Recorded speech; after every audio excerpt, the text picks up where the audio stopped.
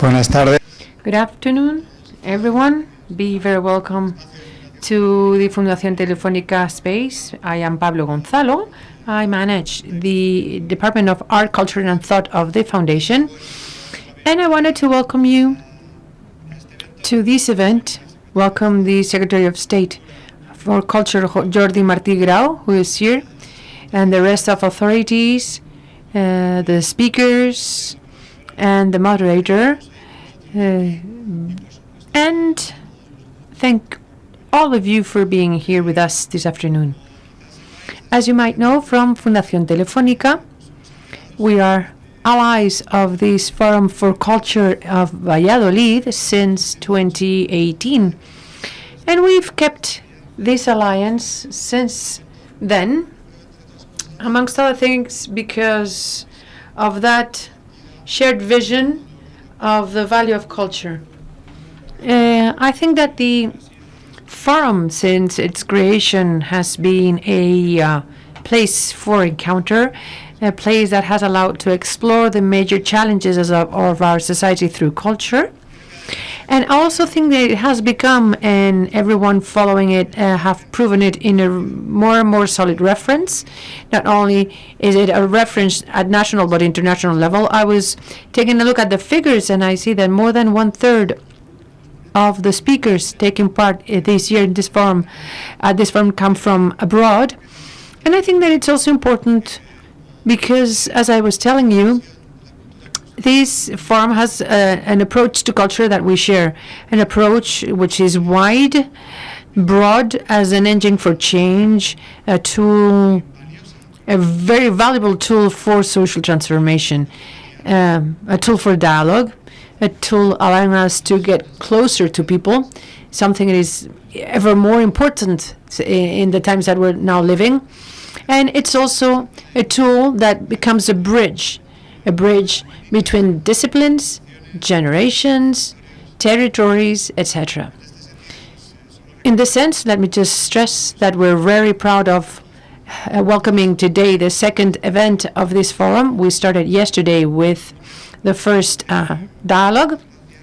And so thank you to all the team that is behind this, led by Oscar Blanco. Thank you for the project, and thank you for trusting in Fundación Telefónica as partners and as the venue for the forum in Madrid. And thank you to the team of Fundación Telefónica that makes it possible, with Andrés Pérez Perruca, Silvia Arroyo, Luis San Segundo, Laura Hernández, Joan Cruz.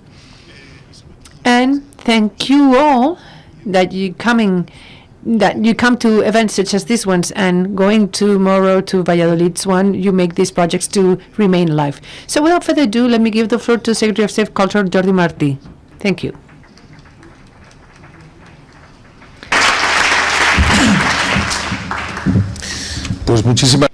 Well, thank you. I'll be very brief because you've all come to listen to the panel of experts. I'd like to first of all thank Pablo, Fundación Telefónica, to the forum. Thank you, because the Forum of Culture that will also take place in Valladolid is a space of culture, and let me give an adjective, critical culture, to generate debate about thinking so that we can confront challenges and analyze the major debates our present brings. And this is not very common. It's not common that a foundation of a private company is open to these kind of spaces, because in some sort of way one can ask about one's self.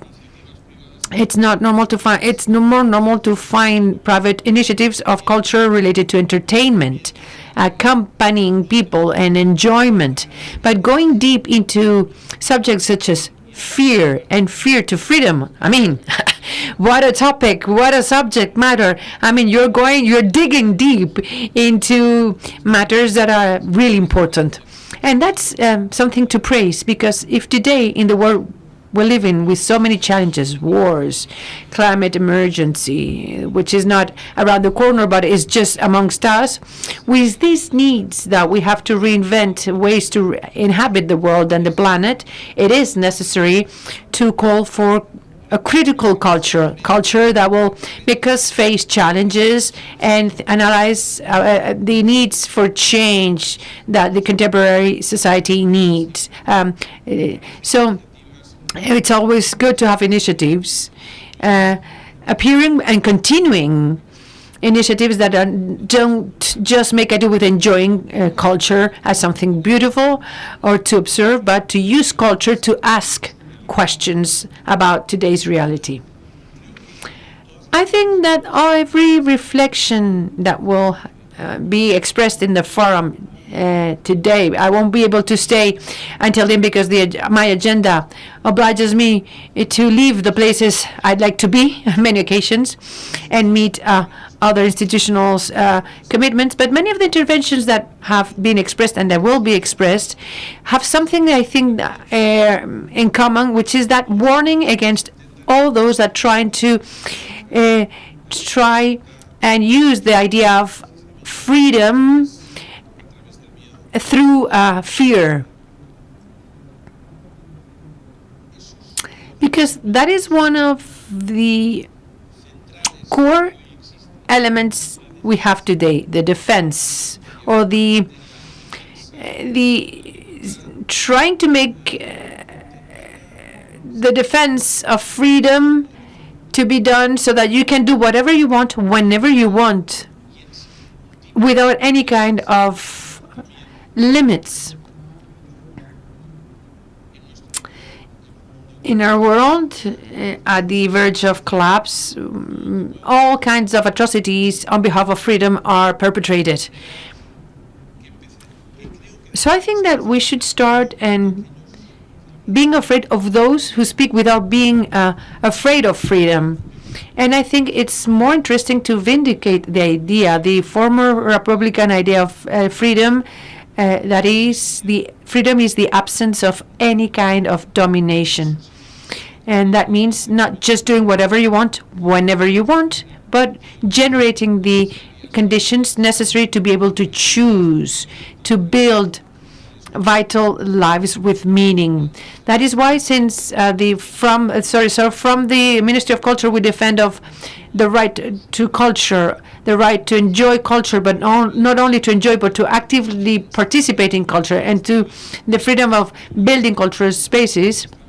That's what we are referring to, an idea of freedom that does not start from being afraid, but generating the necessary conditions to have an active life in a world trapped amid so many dangers. I'm convinced that the reflections that we're going to listen today and from tomorrow onwards in Valladolid will help us to build a more critical look to about the world that surrounds us, and that's why I was saying at the beginning that it's excellent to have this kind of fora. Thank you very much.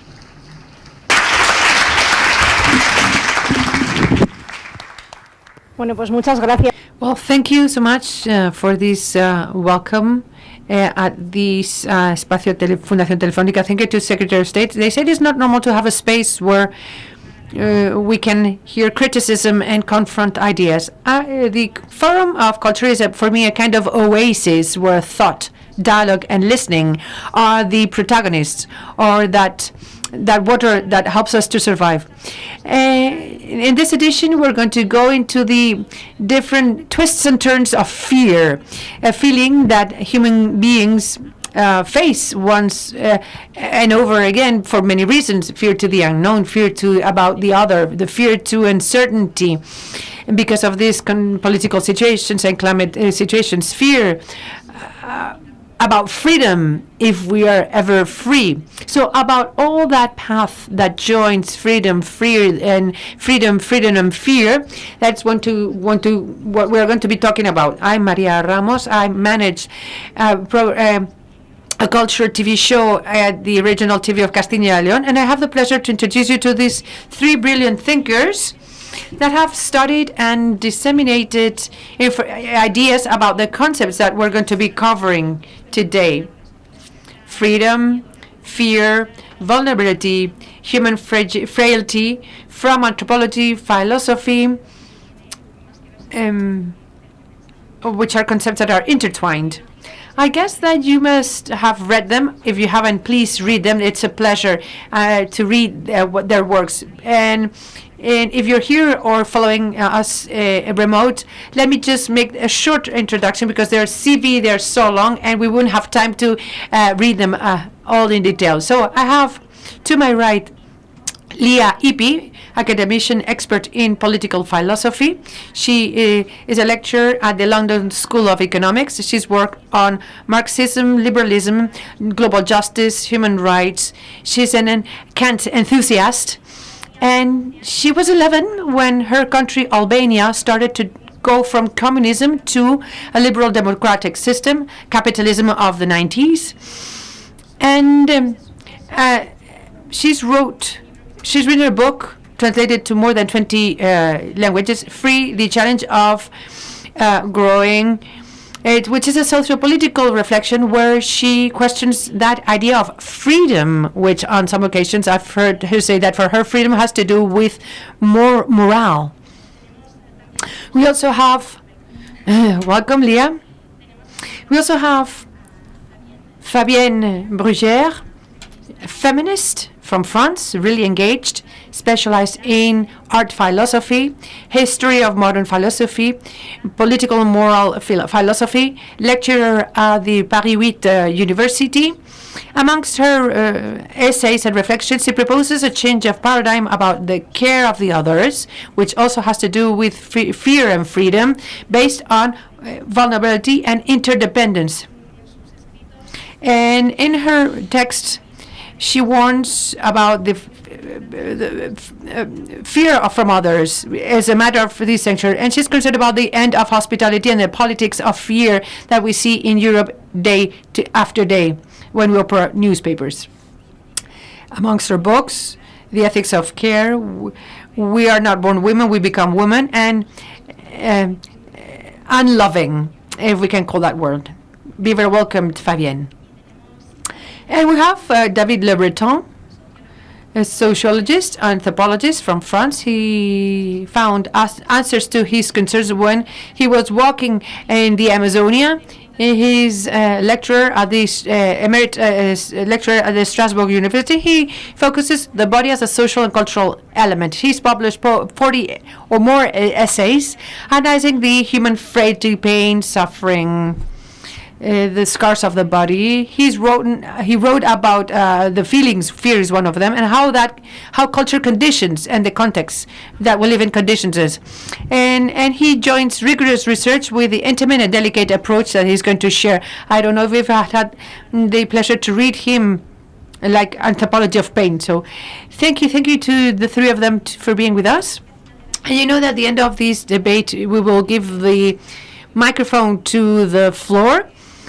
So please, you will have time to, don't forget to ask if you want to or to make comments. But I would like to ask you, in order to start and start to dig, can you please, from your disciplines and from your stances, what are the specificities of the feeling of fear? What's specific about fear? You can start, anyone. The consequences that it has in our body, what does fear connect to? Fabienne, for example, would you like to? Bonsoir. Good afternoon. It's wonderful to be here in Madrid to talk about fear. From the philosophical approach, fear starts with a relationship with the body. It's like when you get goosebumps, or when your legs shake, or the mere fact that you start sweating because you're afraid. And there's something very bodily related to fear. And I would say that there's something really archaic or primary about fear.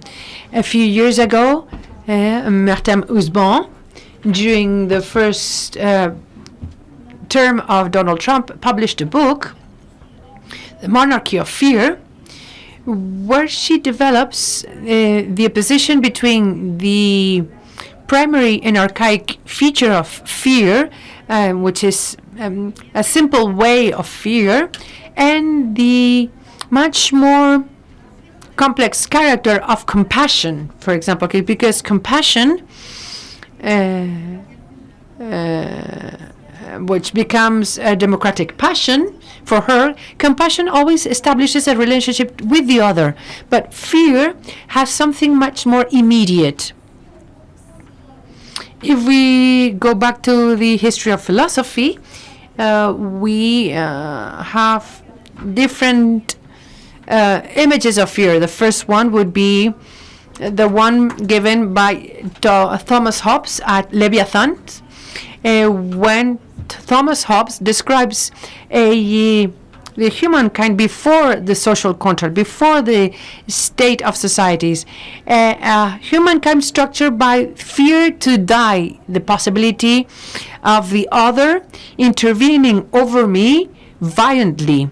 So, according to Hobbes, the state of in nature, the other is perceived as a danger. We are afraid of the other, and that fear to die without a structure of social contract or without the rule of law, for example, is one of the most important definitions of fear.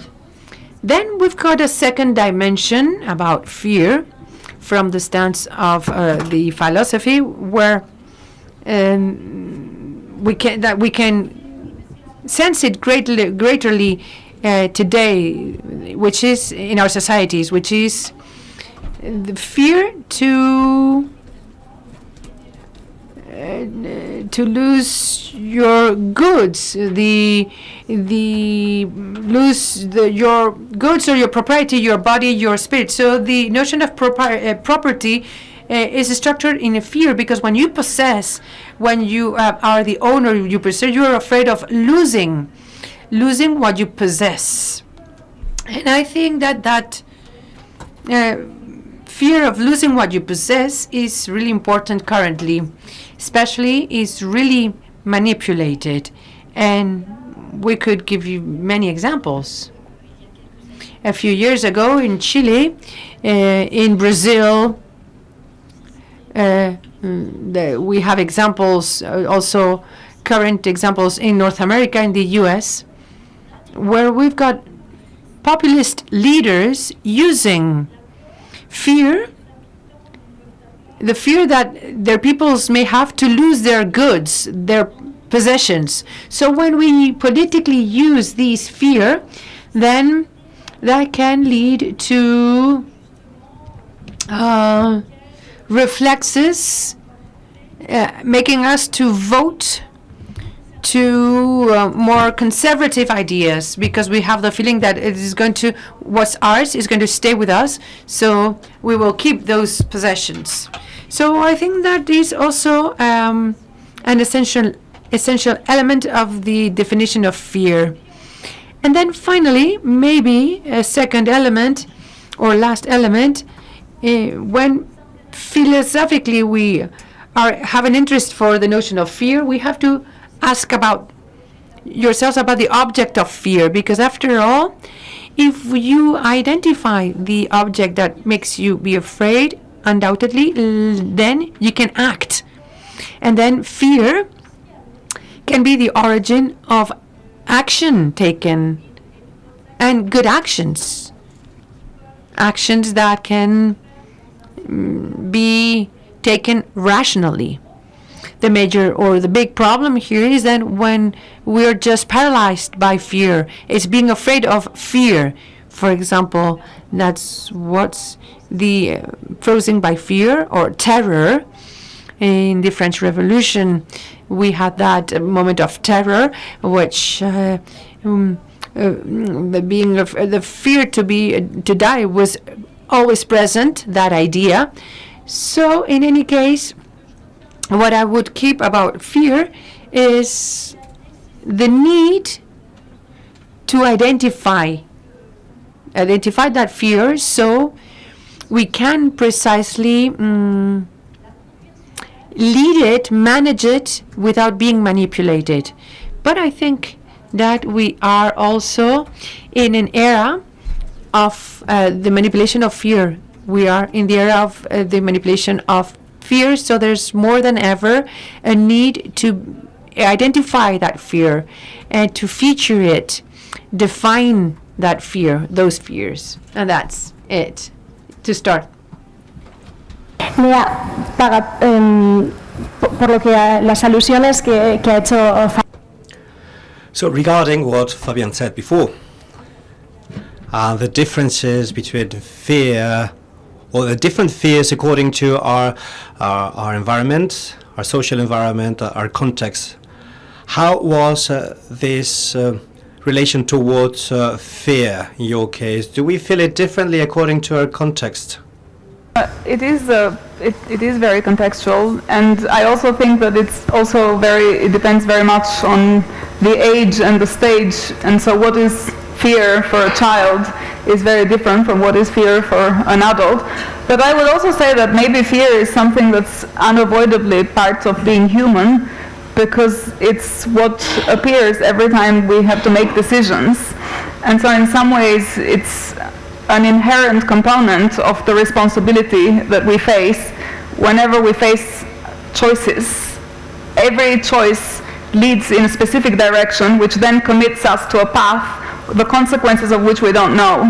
And I think that sense of that anticipation, which is both in a way the expression of being free, that we can make those different choices, but the not knowing of the implications of those choices, that creates this fear and this anxiety that I see as inherently connected to what makes us human, which is the ability to think in a certain way and to make certain decisions and to be responsible for those decisions without being responsible for all the components of the implications of those decisions, because we don't act by ourselves, we act in a world in which we are all interconnected and in which we can only be responsible for certain things but not for everything. And I think that sort of fear is perhaps what connects what was being said earlier, this primordial element of fear with then the social and the political and the institutional implications, which then depend on not so much then fear itself, but the types of social relations that enable us to fight that fear or that encourage and bring it forward in certain ways.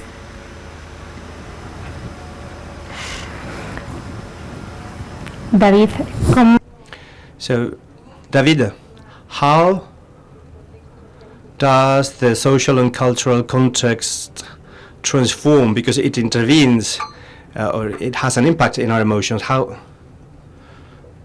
Tour de la liberté, puisque ça a été. First of all, I would like to say something regarding freedom. I would like to isolate the term freedom rather than fear. And I have some notes regarding the fear to freedom. And I would like to say, first of all, that to me, liberty is a way to get around with the constraints around us. And that is in spite of the social rituals and values and systems in a society. And also the morality of our society and our responsibilities. If you want to take a plane to Montreal, this is going to be hard for those who wouldn't expect it. So freedom is something that entails responsibilities. But there is breathing room within the societies themselves. I think that in the traditional societies there are customs, also in primal societies. There is a global orientation, a way of being, there is a community, there is an us That means that we cannot set ourselves apart from that community, even if there are differences between each other. There are good hunters, bad hunters. It has always been like that.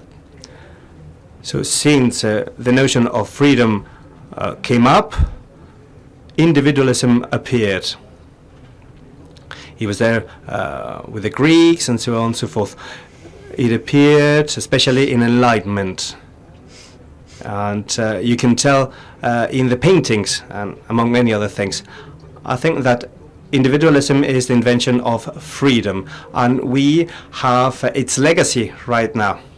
Our societies have expanded enormously their choices in terms of gender, in terms of you can choose your gender, you can travel as much as you want. We have more freedom than ever before, and we are paying a high price for it. In my book, Disappearing from Yourself, I explain this. We have so much choice that we don't really know what to do.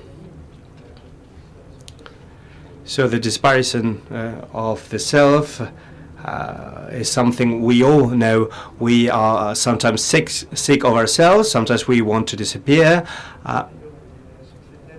Actually, I think that walking and the success of walking is a great example. You go trekking, you go hiking for some time to get away from yourself and to get away from the world. For me, this is a source of suffering, especially for young people. There are also many problems that come hand in hand with this. But on top of that, there is also the fact that our societies have lost their direction. We have lost our compass. Many people feel completely lost, and it's hard to find a sense to their lives. So we resort to the body. When you don't know where you're at, when you are colliding against the world, then you hurt yourself to find the limitations to your existence. And regarding young people, we can see problems such as eating disorders, such as anorexia, scarification, and things like that. We try to find the lost limitations in order to know where we are standing, where I start and where I end. The dependence behavior, toxicomany, are ways of addictions. Those are ways of removing freedom. If I'm doing something such as scarifications, if I hurt myself, I'm not going to wonder what I'm going to do with my life. If I have an addiction, all I do when I wake up in the morning is thinking where I'm going to find my dealer and how much I'm going to pay and whether it's going to be good stuff. So I am obsessed by that. And I get rid of freedom. And finally, I would say that in the suffering of young people, there is a fear of freedom, and that can lead to cults. There is a cult leader telling you anything you have to do. So there is fear to freedom. We have seen this with jihadism and integrisms. Those are ways to limit freedom. We have seen this with the bombings and the attacks in Madrid, New York, London, Brussels. This is just a way not to take on your freedom. Young people went to Syria to war, asking God what to do. They would go to the toilet, and in order for them not to offend God, they would ask for a fatwa to know what to do. So it can be very painful, and then people find shelter in gurus and so on. Freedom is a chance. It's a chance that gives you a compass so you can find your way and have some directions. I believe that our societies are actually losing this right now. When I hear you, I can tell that the fear to be free is fear to loneliness that sometimes comes with freedom. Loneliness can be a good thing. If it's well, it's not loneliness, but solitude. Solitude is a choice. Many people feel solitude by their own will. Other people are more sociable and they do not want to be alone. So it's two different things. Actually, with social media, you can tell that the feeling of loneliness is stronger than ever before. There is more depression, anxiety, and feelings of isolation more than ever before. However, we have never communicated more than we do right now. So we have to set apart those two terms, isolations, loneliness and solitude. Yes, well, actually, to build on what you have just said, it would be interesting to go even further on what we understand by individualism. Being an individual without understanding that the individual is within the framework of our society. So the sense of individuals are in a society, so they are determined. Individuals are therefore beings that are socially determined, but they're also beings that from those social determinations they are compelled to make choices. And from that point of view, the philosophical contemporary tradition, just like sociology or anthropology, they present individuals as social beings, and it has a lot of criticism towards the free will, saying that we would have free will regardless of the social circumstances. If we try to isolate fear, well, fear is something that plays out at different levels. It's something that happens to individuals socially. We can be afraid of not having the appropriate social bonds, or we might be afraid of not having good sex, not being in a good social class, or so on, so on and so forth. So there can be fear to not being enough, not having the right social determinations, and then you would face poverty and discrimination. There is another thing that we find after Beauvoir's and Sartre's existentialism. Even if we are determined, we are determined to act, and we have to make choices, and choices come along with fear. When we choose, we are leaving out something, so we are losing something, and there might be a fear because we don't know whether we have made the right decision. So I think it's interesting to relate fear to choice and how difficult it is to choose. In societies like ours,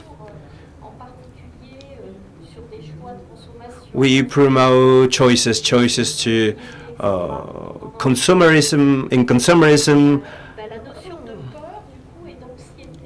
So fear and anxiety are always there when we have to choose.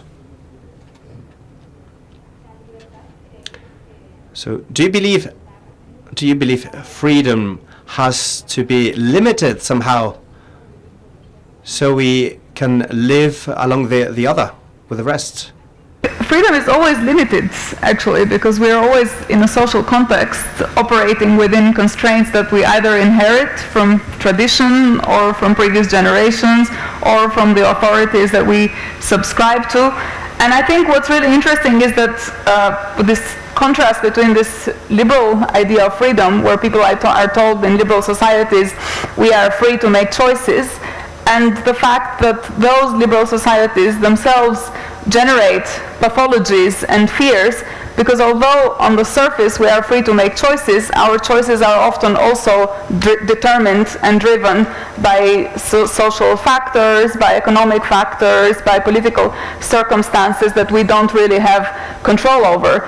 And what I think maybe this connects to this point about the paradox of freedom in liberal societies promise to deliver people freedom from fear of authority, of monarchies, of religious institutions, of authorities that were inherited and that one could point to by saying this is what's taking away my freedom, so the king or the church or the mosque or whatever.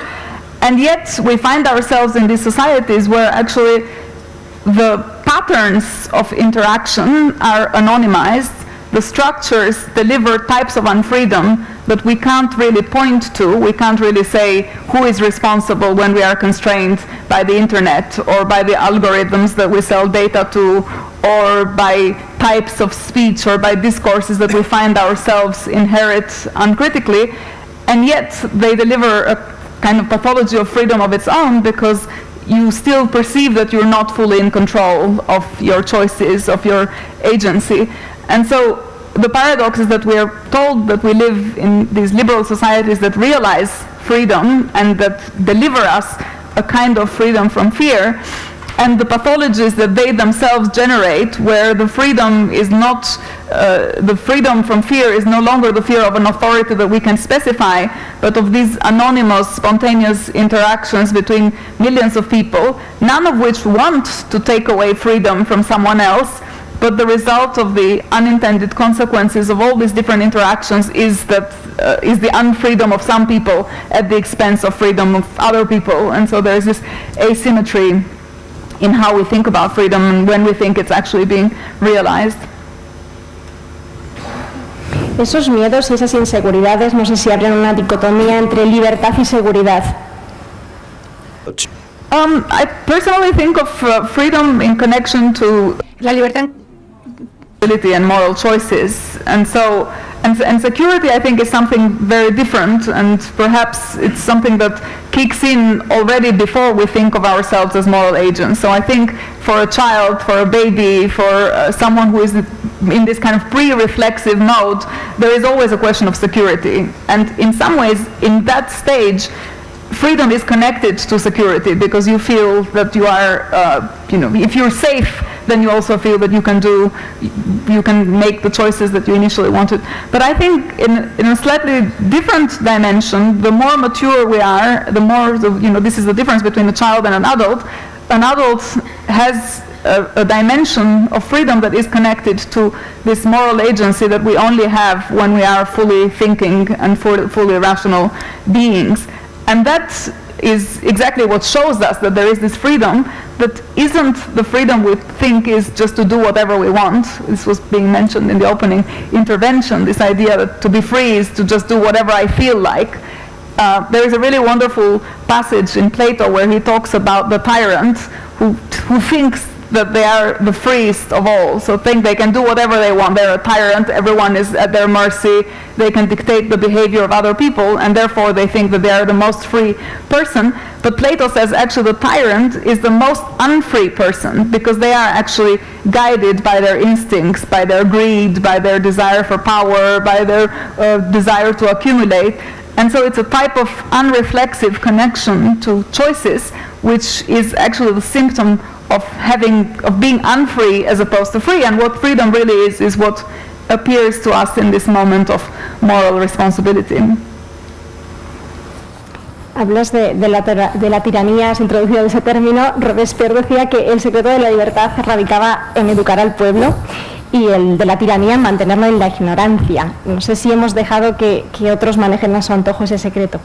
Yeah, I think that's actually in some ways the insight of all philosophy, and that's also why the philosopher, and think about, the paradigmatic example of the philosopher is Socrates, who says that he doesn't know anything. He's the most ignorant of all because he's always asking critical questions, and asking critical questions means that there is a sort of irreverence to authority, there is a desire to subvert everything that we take for granted, there is a kind of critical stance on the world, and in fact, Socrates gets killed for trying to educate people. One of his charges when he's facing a trial is that he is corrupting the youth and he's teaching them about gods that are not the gods of the city. In other words, to have this attitude to authority that is not the authority that people take for granted, thinking that this authority gives them freedom, thinking that this authority enables them to do what they want.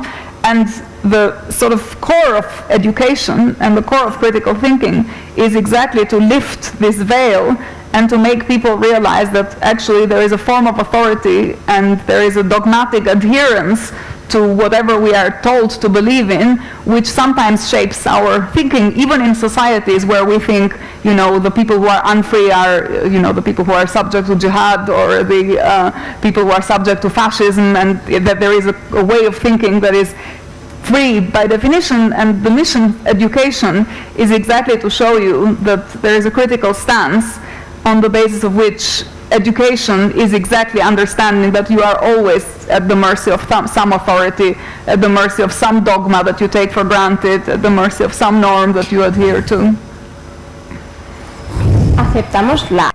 Do we accept the norms because we're afraid? So fear predisposes us to accept just any norm, anything.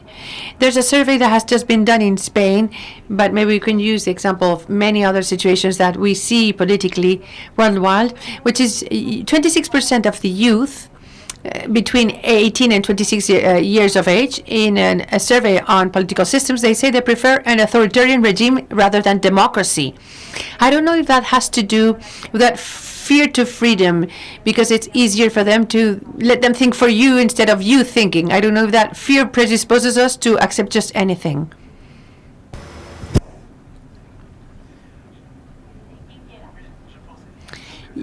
Yes, I think that the so many authoritarian regimes in the world shows that vertigo we feel before the infinite freedom.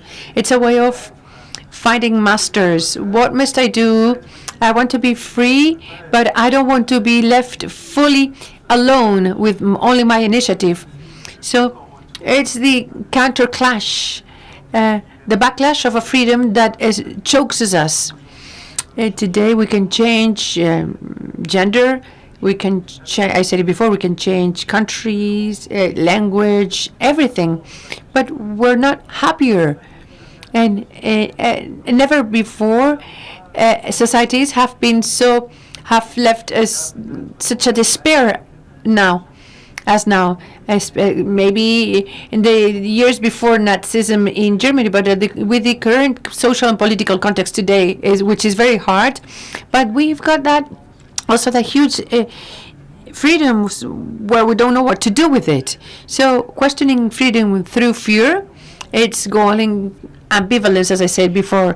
For many of us, are happy to change their bodies. I've been reflecting about the transformation that we do in our bodies. That's a sign of freedom, which is formidable. 50 years ago, tattooing was something rejected as something against society, but today no. So who doesn't have a tattoo these days, right? So what was in the past something of a dissidence, now it's conventional, but that's an expression of our freedom. So we can change your body and your sexual organs to become a trans person. Many of our people most of the people today are happy about this freedom, but I will simply say that there are many people that are suffering, especially youngsters, and I will never repeat it enough because it's been a great part of my work. They do suffer because of the difficulty to transmit, which is another pathology of freedom.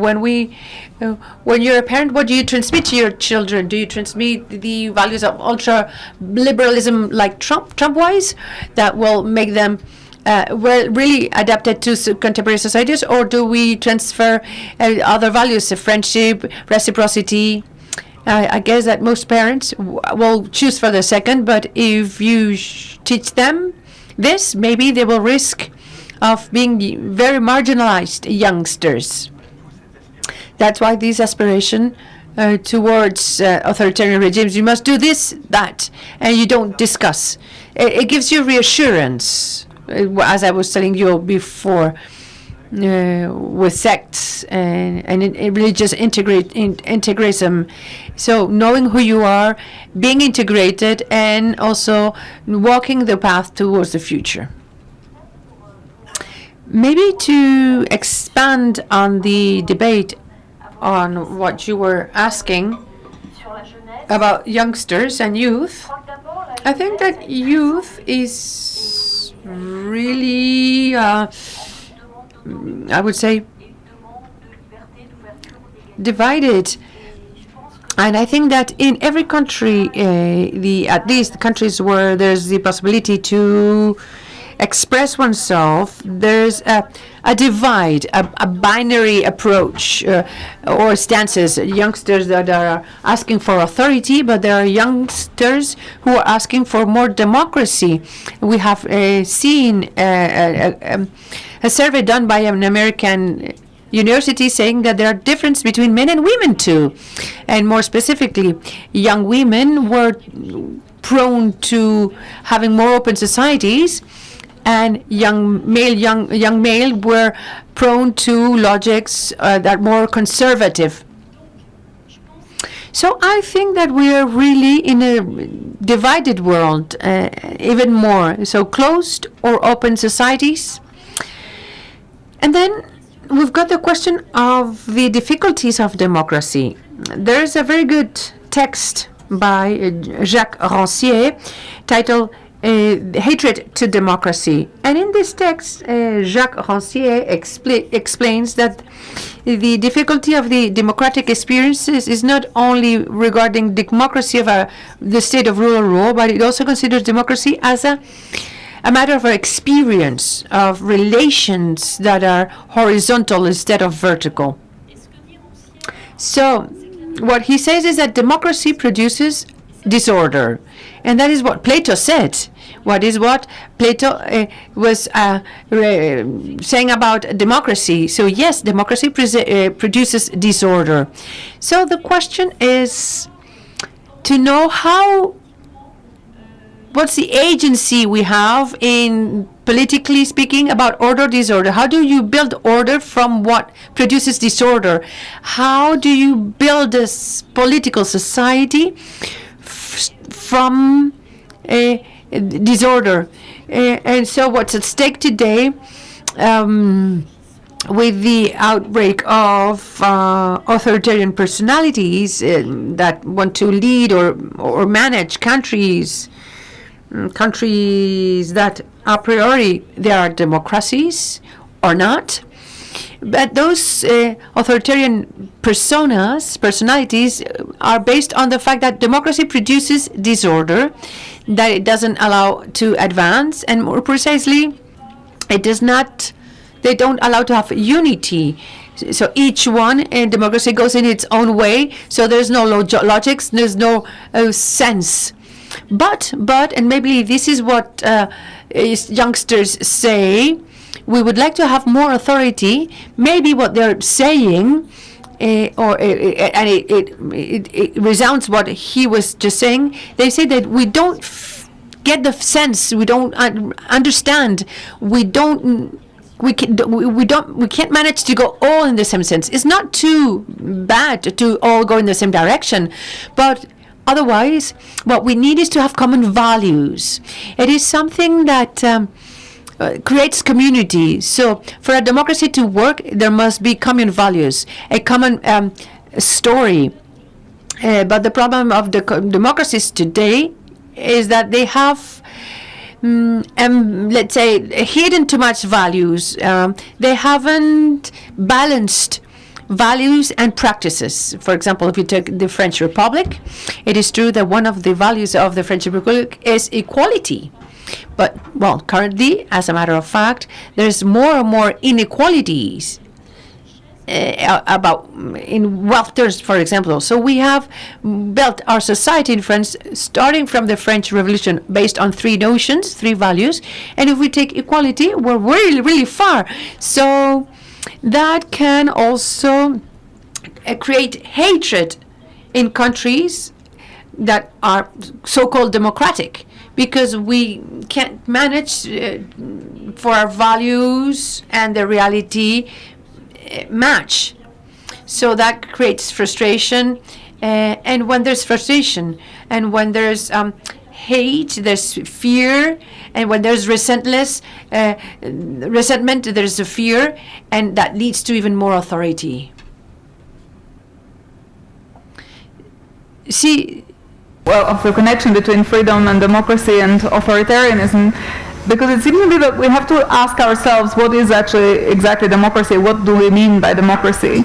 And there is, just going back to this mention of Plato, there is a very long tradition of anti-democratic thinking that suggests that authoritarianism is actually the culmination of too much democracy. So this was the thought that Plato also had in the Republic, where he said, democracy is like a constitutional bazaar. So you're in a market and you can pick any kind of regime type, any way of living, any way of being with others that you want. And so you can go in one counter and pick this way of living, or you can go in another counter and pick this other way of living.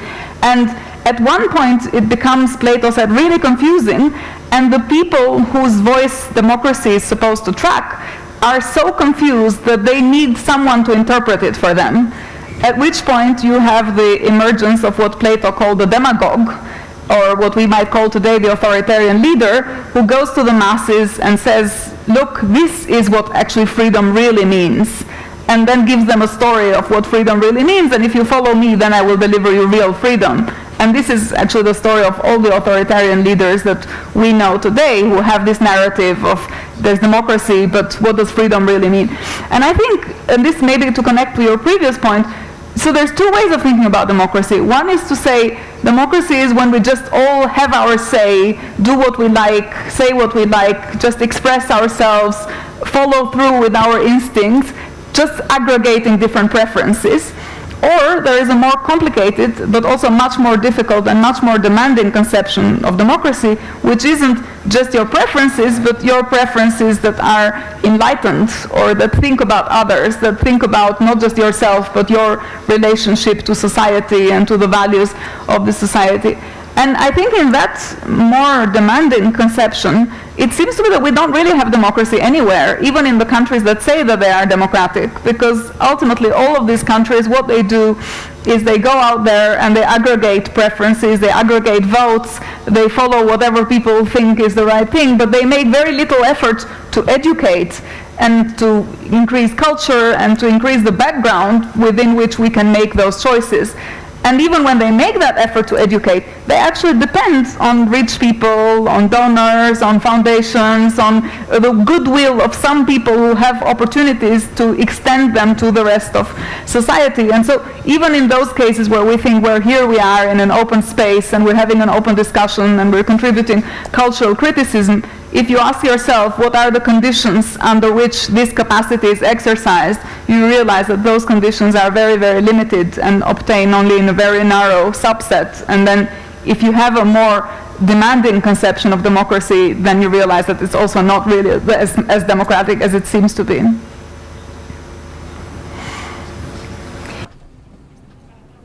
This will take us to another debate, but we don't have much time, so I would like to open the floor to the audience in case anyone in the from the audience wants to go deeper on these topics that we're talking at right now. We might have been talking before. Good afternoon. The word freedom is a very complex word. What's a freedom? A democratic country is Mexico. I don't know the number of crimes committed per day in Mexico. A non-democratic country is El Salvador. What do we pursue? What does the average citizen want? A normal person, what does that normal person want? A country such as Bukelele's one, where he's eradicated criminals, crime almost 100%, or a country as Mexico, which is democratic, but crime is really above the freedom, the democratic freedoms. What do we want, freedom or order? What do we prefer? La pregunta es para vosotros. The question is for you. It's a different, difficult question to answer in these last minutes, but maybe you would dare? Well, maybe. I would say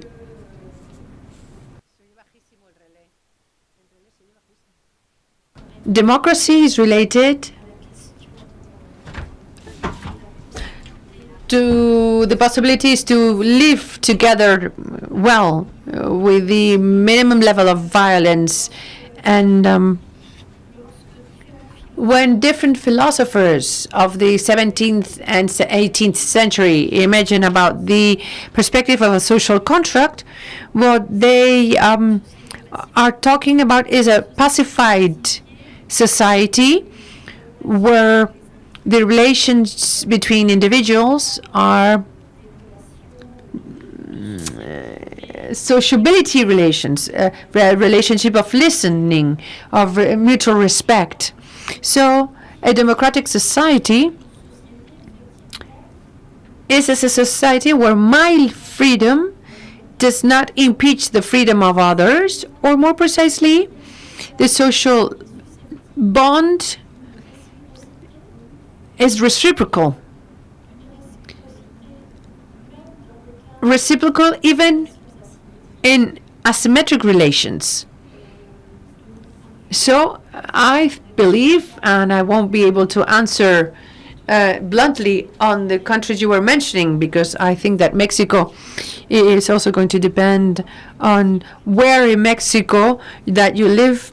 But we know that if we take the Mexican border with the U.S., there are works done by feministic anthropologists that have shown that the state has been an accomplice of the narcos that commit feminicides, serial feminicides, crimes against women, and how in this city, which is the city of the male narcos, how these cities, we cannot think about it as democratic, but I'm not sure that if you are a state which is indifferent about the crime committed by narco dealers, I don't think that we can talk about democracy. But I'm sure there's I don't think there's a fully democratic country, but I'm sure that the Greek democracy is the sovereignty of the people, and such sovereignty of the peoples is the possibility for each and every member of that people to live decently.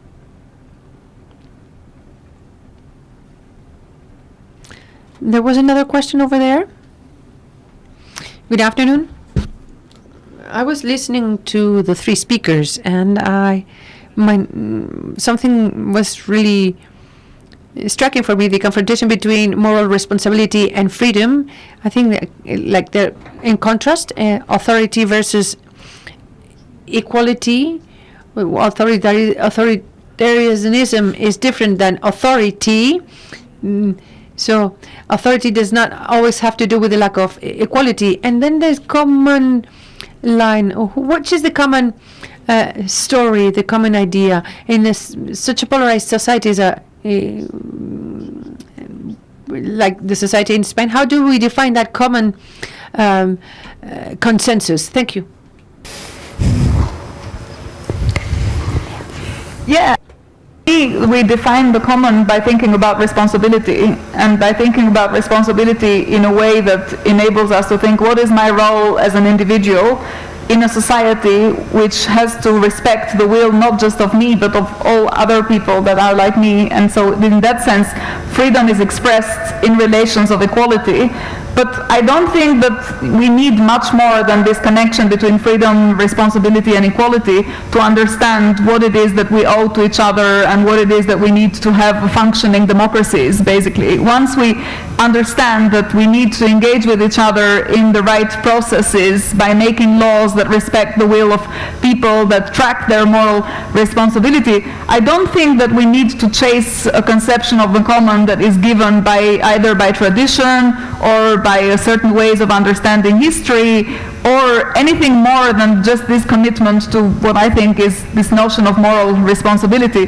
Because the flip side, so the other story, which is the one that says we need to understand the common in a certain way, always comes with a background and always comes with an adherence to authorities that interpret history for us, that select certain parts of our common history at the expense of others, that tell us, you know, we're a great nation because we've done these great things, but always forget what the terrible things that the great nations have also done. And so it seems to me that any effort to define the common in a way that is based on the past and on a kind of glorification of the past or a glorification of tradition or understanding what, you know, language or history or culture brings people to share, always risks misinterpreting the past in a way that makes it vulnerable to dogmatic manipulation by one elite or other.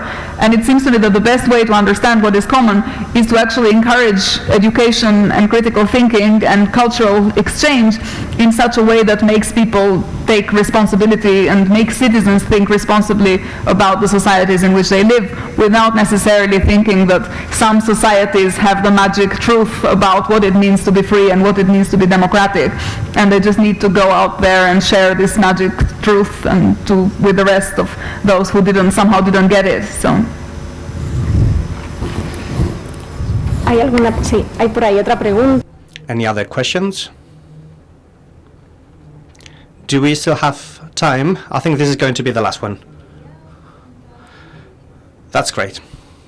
Well, I have the feeling, I might be wrong, of course, but I do have the feeling that everything that has been discussed has a Western culture approach. So my question is, well, you were speaking about the definition of fear, but I have the feeling that it is different in the Western world. Have you worked with this? Can you give us some brushstrokes on this? Regarding the common narrative, the narrative of the commons. Democracy, it's clear that democracy is at risk due to the over-information. The human being has a limited ability to process data and information. So can this also be something that impacts on freedom and on fear? What freedom can we have in the future with so many algorithms? Much is being said about the new generations. We belong to other generations where we were born without this connectivity. We have created new neuron connections very different to what's happening right now. Thank you very much. The Oriental and Westerner conceptions, because I personally come from Albania, and I come from a Muslim family in Albania, and I've studied also Ottoman Empire, Islamic culture for a really long time, and I think there are tensions and cracks in every culture, but there are also a lot of shared features. So I don't think Western societies or liberalism own freedom, own democracy, own equality. it is true that sometimes contingently those values get reflected in the institutions of certain societies, but then they also go away, as we know, in different historical periods. And there are times in which you have Islamic or Oriental or Muslim civilizations that are much more tolerant. Just to give you an example, in the 18th century, gay rights and gay people were killed in Victorian England, but if you were in the Ottoman Empire, you just had to pay a fine. So that shows that, to me, this whole debate around Occidental versus Oriental values is just another dogmatic assumption that we all take for granted without really ever challenging, and unfortunately also from a position of great ignorance about actually civilizations that are just as rich in how they interpret conflicts between different values and in how they interpret the role of individuals in society. And I just say something very quickly about information. I don't think the problem is either the way in which we communicate or we exchange information or surplus information. It's like with information, it's like having a knife in your kitchen. You can use the knife to kill someone, or you can use it to have a picnic and to chop bread and to share with someone. So it's really about who owns it, how it's exchanged, how we share it, how we engage with each other. But I don't think that technology or information by themselves are either good or evil. It all depends on what people do with them.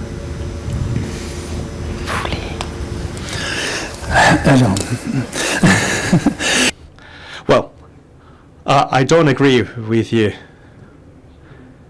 Technology does impose a way of thinking and a way of living. I think that there is a divide that appeared in the latest years with the eruption of smartphones in 2010. If you go out on the streets in Madrid, Istanbul, Stockholm, cities are not at all the way they used to. With social media, there is an invasion of information we don't know the origins of. On TV, we used to be able to tell who's left wing or right wing. Regardless, we could read every newspaper. Now we don't know what we get from the social media. We know there is a lot of fake news. We are in the post-truth times. During Nazi times, when the Nazis tried to impose their vision of the world, it was different, because now we don't know how to react. Now, freedom is wonderful, but it's not easy to manage daily. It is a heavy weight on our way of thinking, and it takes a huge responsibility we've never had before at this scale, especially in the current context with climate change, the current geopolitics, which is very concerning. So I think that social media have been a radical driver of change. To me, there is a before and an after in the contemporary Western societies, and we have to applaud democracy.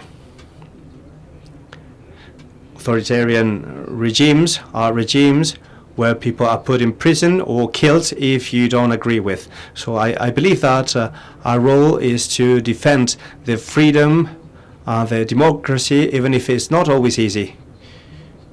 Especially in France right now, when you look at the power we have become. We have lost a lot of power. So we have to safeguard this. Would you like to add something else? I would say that regarding everything we have experienced in the past years, social media, AI, I would say the question is, namely, what's its impact on globalization? Some have believed that globalization could be a happy thing. After the Berlin Wall came down, after the end of apartheid South Africa, there was the idea of a democratization of the world. However, I think that this is not actually what we have today. That happy globalization has become an unhappy globalization. And social media, AI, everything around the digital inventions. Well, the question is, who owns the social media? Who will run or manage the digital intelligence? Who would have the possibility to manipulate through those technologies? There are very specific and real and material challenges that we are seeing right now. Very cruelly, we are seeing its first effects. We, as individuals, have contradictions. We can decide to keep on using Facebook. However, it can be used to different things. And with what Mark Zuckerberg said lately, well, that's food for thought. However, we are using the digital tools, and we are at risk of manipulation. We are individuals in a contradiction. Fabienne, Lea, David, thank you very much for your thoughts, for your questions, for your answers, because that gives us a lot of knowledge. Thank you very much. Thanks to all of you for sharing this discussion. On peut tout enlever là.